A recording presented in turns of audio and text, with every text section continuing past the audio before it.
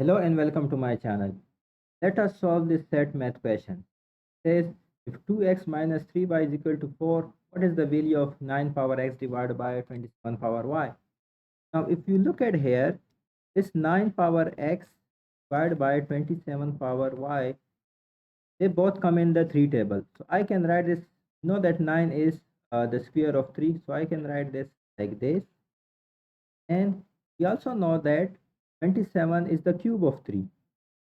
So if you take 3 cube, you are going to get 27. So I can write this as 3 cube y.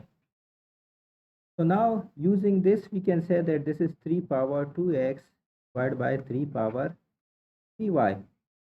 Now we also know that if we have x power a divided by x power b, this is equal to x a minus b. So using this, I can say that this is 3 power 2x minus 3y.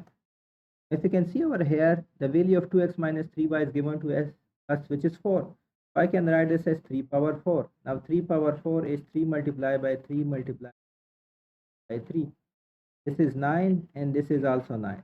We have 9 multiplied by 9, which is equal to 81. The right answer for this question is 81. Thank you.